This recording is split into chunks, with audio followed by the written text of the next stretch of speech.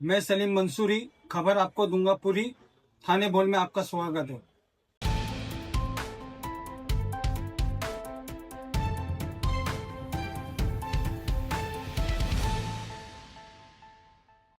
सुधीर भाई, आप माजी नगर सेवक रह चुके हैं। हमारे चैनल में आपका स्वागत है।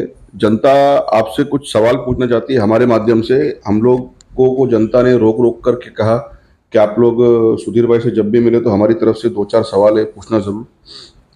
सुधीर भाई, आखिरी इलेक्शन थाने मनपा का 2017 में हुआ, जिसमें आप पराजित हुए थे। आपके सामने जो प्रतिद्वंदी थे उन्होंने जीत हासिल की थी। अभी फिर मनपा का इलेक्शन आने जा रहा है 2025 में या शायद 26 में। तो इसमें भी आपने इच्छुक का फॉर्म भरा है, आप उम्मीदवार भी रहेंगे शायद। तो किस तरह से अपने आप को देखते हैं, और आपको पार्टी टिकट जो देने वाली है या कंफर्म हुआ है जो भी, तो किस तरह से आप देखते हैं? आप लोग जो खड़े होंगे, आपके जो पैनल में 4 लोग खड़े होंगे, तो किस तरह से आप ये चुनाव को देखते हैं? चुनाव को एक स्पोर्ट्स की तरह मैं देखता हूँ, खेल की तरह देखता हूँ। क्योंकि एक जो खेल प्रेमी होता है, जो स्पोर्ट्समैन होता है, वो हर कंपटीशन को एक खेल की तरह से देखता है, ताकि फ्री एंड फेयर हो। जैसे आप देखते रहो क्रिकेट के अंदर, जीत किसी की भी होती है, लेकिन हारने के बाद या जीतने के बाद एक दूसरे से हाथ मिलाया जाता है। यानी आज जनता के बीच में जाते समय कई चीज़ है जिसके सवाल मुझे खुद को आ रहे कि हमको क्या देना चाहिए जनता को।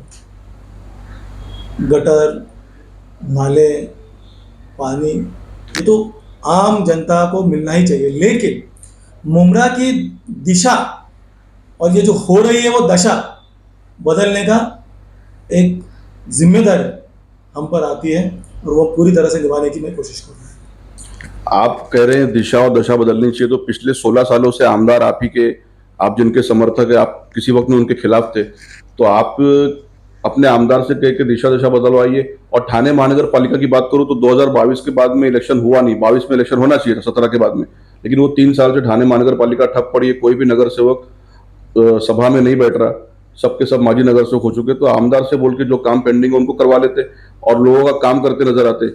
आप इलेक्शन अभी सर पर है और आपके प्रतिद्वंदी भी लोगों का यहाँ आना जाना शुरू हो चुका है, तो इसको देखते हुए आप आमदार को क्यों नहीं कहते अपने जो पेंडिंग काम है थाने महानगर पालिका से करवाने के लिए? जैसा शानू भाई ने अभी जो कचरे का मामला था, तो अपनी माँ की जमीन उन्होंने दे दी फ्री ऑफ कॉस्ट। तो ऐसा आप लोग भी कुछ करते और इलेक्शन से पहले से कुछ करते। ये एक प्रोसेस है लोगों के काम करना। उस माध्यम से मैं देख रहा हूँ कि कई जगह के ऊपर आमदार निधि से और नगर पालिका के फंड से काम हो रहे हैं।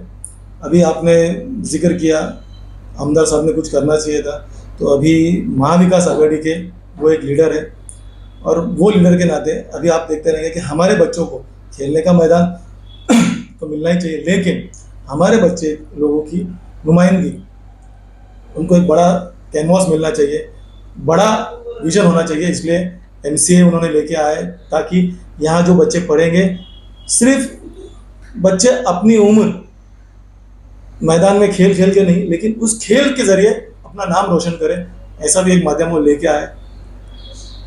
उनके साथ इससे पहले भी अभी आपने शानू पठान का जिक्र किया, वो जुड़े थे, उन्होंने जो काम किए रहेंगे वहाँ तक जो सीमित थे, लेकिन इससे आगे बढ़ करके बेहतरीन और बड़े प्रोजेक्ट्स, अच्छी सोच रख करके हम लाने की कोशिश करेंगे। सुधीर भाई, जैसा आप देख रहे हैं, पिछले दिनों आपके साथीदार, आपके पार्टी के कार्यकर्ता प्रवीण पवार, उन्होंने पार्टी बदल ली और अपने ही प्रतिद्वंदी जिनके खिलाफ उन्होंने कुछ नारेबाजी की थी, मैं इसमें मीडिया में नहीं बोल सकता नारेबाजी के बारे में, नीम का पत्ता कड़वा वगैरह वगैरह, उनके खिलाफ में कुछ उल्टा पुल्टा बोला, आज उन्हीं के दामन थाम लिया, तो इसको देख करके क्या कहेंगे?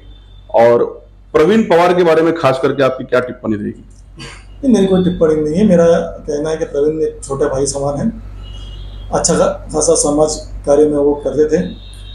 सामाजिक कार्य में उनकी जो योगदान था, वो योगदान के मद्देनजर मुझे थोड़ा सा अफसोस हुआ कि वो एक राजकीय क्षेत्र में, राजकीय अगर उनकी कोई तकलीफ होती तो वो उनके नेता जो पवार साहब है, उनसे वो वास्ता रखते, उनसे वो सलाह मशवरा करते, और जो निर्णय लिया है, मुझे लगता है कि वो निर्णय से मैं तो खुश नहीं हूँ, और आपसे मैं और एक बात कहना चाहता हूँ। आपने कहा आपकी पार्टी से, महाविकास आघाड़ी से मैं हूँ, पवार साहब राष्ट्रवादी कांग्रेस पार्टी से, मैं उद्धव ठाकरे साहब की पार्टी से हूँ। अगर मेरी पार्टी मुझे कहती है कि आपको महाविकास आघाड़ी से लड़ना है, जो वो आदेश करेगी, आज हमारे वही लीडर है, पवार साहब है, विचारे साहब है, और जो भी यहाँ के लीडर्स है, वो जो कहेंगे वो हमको फॉलो करना है। और मसला रहा प्रवीण पवार का, आपने कहा, तो थोड़ी सी जल्दबाजी मुझे लगी कि जो घरेलू मसला है, जो भी व्यवहारिक मसला रहेगा, वो उन्होंने राजनीति में नहीं लाना चाहिए था।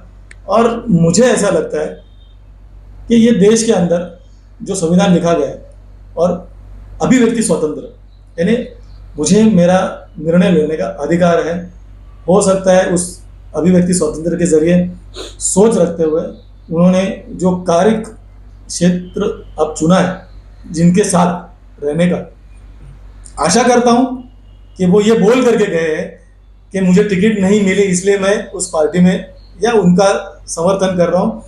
तो मेरे छोटे भाई को मेरी विनती है, मेरी उनसे कोई पर्सनल, वो भी जानता है और मैं भी जानता हूँ, ऐसे नहीं, लेकिन वो टिकट के लिए वहाँ पर गए तो उनको वहाँ पर टिकट मिलनी चाहिए।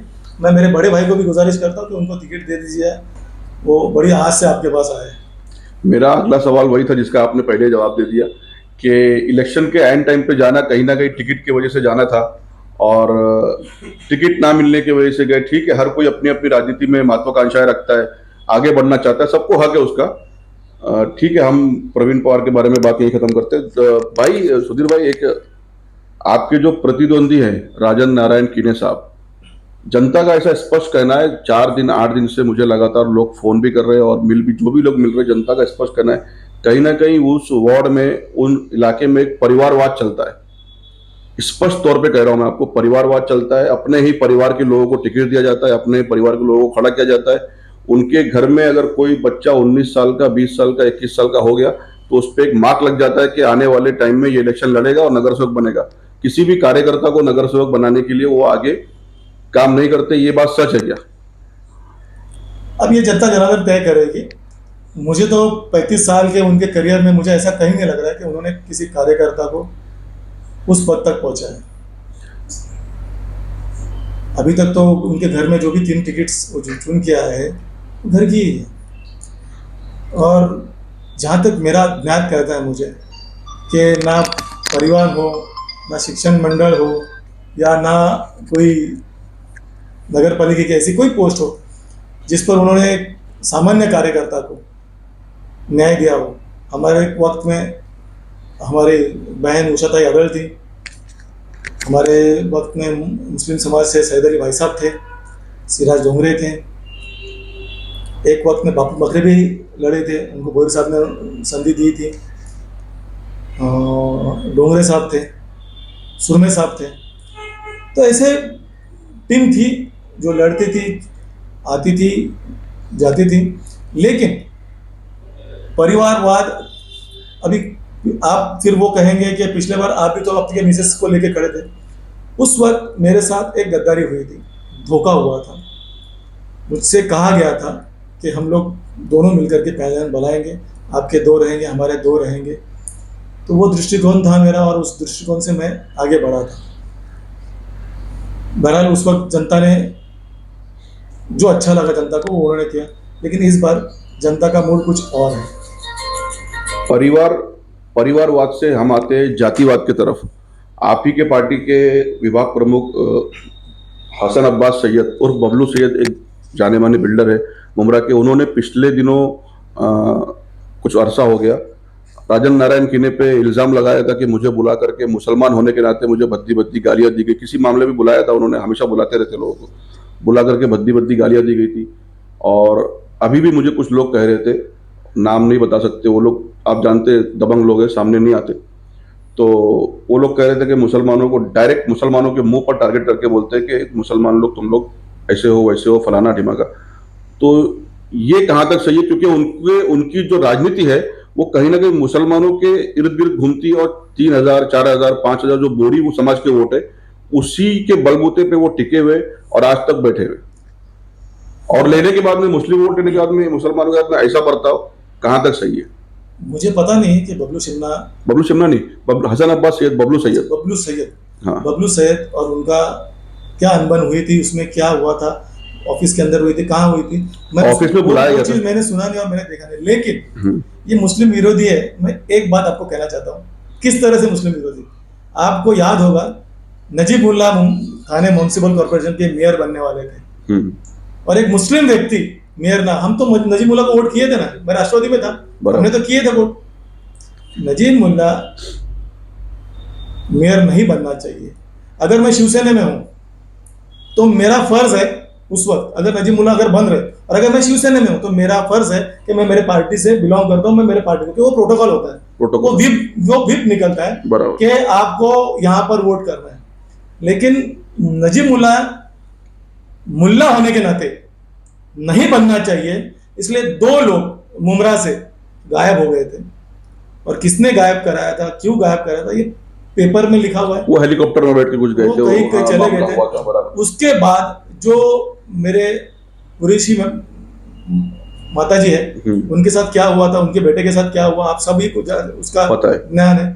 तो कहीं ना कहीं उस वक्त की जो अगर आप बात कहेंगे तो ऐसा लगता है कि मुस्लिम समाज उनको पसंद नहीं है। सुधीर भाई, अभी नगर सेवक का इलेक्शन कुछ ही महीना बोलो, हफ्ता बोलो दूर है, डेट अभी तक डिक्लेयर नहीं हुई है। ऐसे कोई 3 काम आप बताएंगे, आप प्रभाग में दौरा करते रहते मैं जानता हूँ, कोई 3 काम ऐसा बताएंगे जो बहुत जरूरी है और जो पिछले कार्यकाल में होने चाहिए, तो जब तक नहीं हुए, जो आने के आप चुन के आने के बाद में तुरंत इस पे पहला काम ये 3 कामों को करेंगे, ऐसा जनता को बताइए कोई 3 काम जिसपे आपकी नजर है। मैं 3 से नहीं, मैं 30 काम बता सकता हूँ। लेकिन होता क्या है, बंद मुट्ठी लाख की, खुली तो खाक की। क्योंकि वही काम फिर हमने भी लिया है, या हो सकता है उनके मैनिफेस्टो में आ सकता हाँ। है, सुधीर भगत का काम वो उनके मैनिफेस्टो में ला सकते हैं।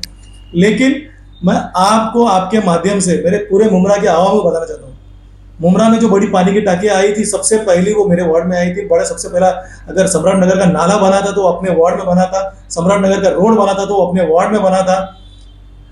आपको मैं बताता हूँ, सुमति अपार्टमेंट के सामने जो ट्रांसफार्मर और जो दीवार बनी थी वो हमारे कार्यकाल में बनी थी। शैलेश नगर में जो कंक्रीट सोर्स, फेमस का जो नाला बना था, फेमस का जो गेट बना था, वो अपने कार्यकाल में बना था। ऐसे अनगिनत काम है जो उठ करके दिखते और खुल करके दिखते। वो काम करने की ताकत और हिम्मत हम में है, हम करेंगे। बहुत बड़े सपने हैं मुमरा के लिए, वो चीज देने की कोशिश पूरी करूंगा। मुमरा का नाम रोशन करने की इस बच्चे की जिम्मेदारी है, वो पूरी करेगा। लोगों का ऐसा कहना है कि जो अभी फिलहाल स्थानिक नगर सेवक है, हम लोग आपके वार्ड की ही बात करेंगे, जो अभी आपके वार्ड के स्थानिक नगर सेवक है, उन्होंने सिर्फ अपना बंगला, अपनी गाड़ी बनाने का काम किया, रोड को, वार्ड को ऐसे ही छोड़ दिया। कोई भी काम करने में दिलचस्पी नहीं, खाली बड़ी बड़ी शादियां, बड़े बड़े फंक्शन, गरबा और जो जो दिखावे के काम, वो पब्लिक से कोई उनको लेना देना नहीं। और पब्लिक आती है, उनके जो कार्यकर्ता है, नहीं है दादा इधर है, दादा मीटिंग में, दादा उस, तो ये कहाँ तक सही है जो पब्लिक ऐसा कह रही है? अब जो पब्लिक उनके पास गई है वो उनको जानती रहेगी कि ये मिलते नहीं मिलते। लेकिन मैं उनको आपके माध्यम से कहना चाहता हूँ, जो घर उन्होंने बनाया है उस घर तक 2 गाड़ी सीधे जा सकती है क्या, ये पहले सवाल करना। 2 गाड़ी एक दूसरे को क्रॉस होके वो जा सकती है, तो फिर 35 साल में आपने किया क्या? मैं यहाँ किसी का नाम नहीं ले रहा, मैं एक कह रहा हूँ कि उस कोलीवाड़ा के 35 साल से जो नगर सेवक है, उन्होंने उनके खुद के घर तक, पब्लिक तो छोड़ो, खुद के घर तक जाने के लिए 2 गाड़ी सामने से जा सकती है, ऐसा रास्ता बनाया क्या? दूसरा सवाल, हिंदू समाज से मैं अपील करना चाहता हूं कि आप आपकी स्मशान भूमि जाइए, आपको मैं खर्चा देता हूं, आप बालकुम की समाज स्मशान भूमि देख लीजिए। मैं अपने खर्चे के ऊपर आपको कलवा की स्मशान भूमि दिखाना चाहता हूं, मैं अपने खर्चे पे आपको खारेगांव की स्मशान भूमि दिखाना चाहता हूं। 35 साल में जिंदे तो जिंदा, मरे हुए को भी उन्होंने बख्शा नहीं है, ये मेरा स्पष्ट आरोप है।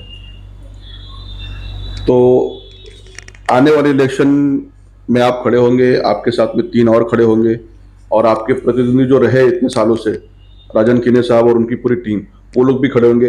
देखेंगे हम लोग आप किस तरह से इलेक्शन लड़ते, वो किस तरह से लड़ते।